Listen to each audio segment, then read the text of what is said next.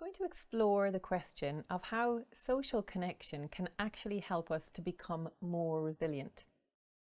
So let's just take a moment to consider the 5 factors that are important for us in order to flourish.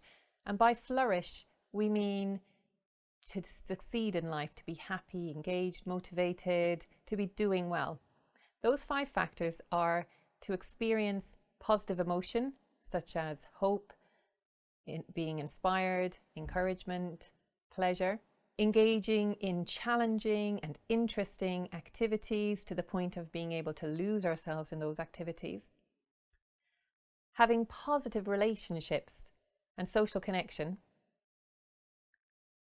being connected to a greater purpose, having a sense of meaning in our lives, and finally, doing things that give us a sense of achievement or accomplishment.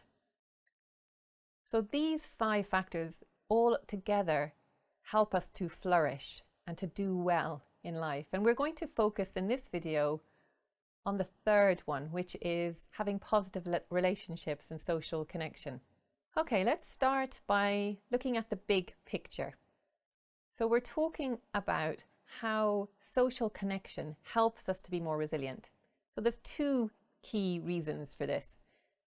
Having positive relationships means that we get support rather than going through difficult situations on our own. And secondly, doing things in collaboration with other people, so engaging in partnership with people, such as when you get the support of your gym colleagues or your coach, help us to feel supported and encouraged. These facts might seem obvious, and we often discount the seemingly obvious.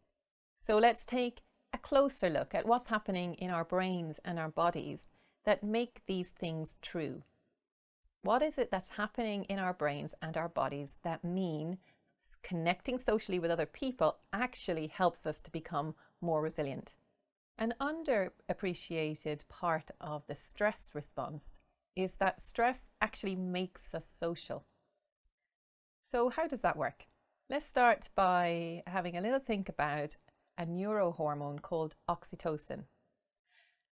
Oxytocin fine-tunes our social intentions or our social abilities. So, for example, it enhances our empathy. It encourages us to reach out for support and to connect with other people. The bit about oxytocin that we often don't realize is that it's actually part of the stress response. So when our brain is instructed to release the stress hormones into our system, oxytocin is released alongside those.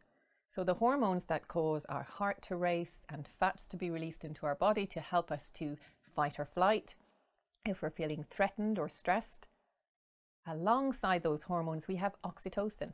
So when you're stressed, your brain and your body actually want you to reach out to other people, to connect to other people so that you can support them and they can support you, so that you have a collaborative partnership approach rather than going it alone. How does this make you healthier, both emotionally and physically?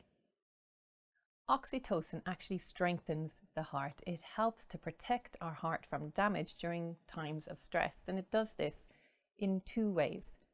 It enables our heart, or the cells in our heart, to stay relaxed during times of stress, and it has anti-inflammatory properties. The heart has receptors for oxytocin, which means that oxytocin actually strengthens the heart. So what all of this tells us is that when we are stressed, part of the stress response is the release of oxytocin into our system, which causes us to reach out to other people for social connection.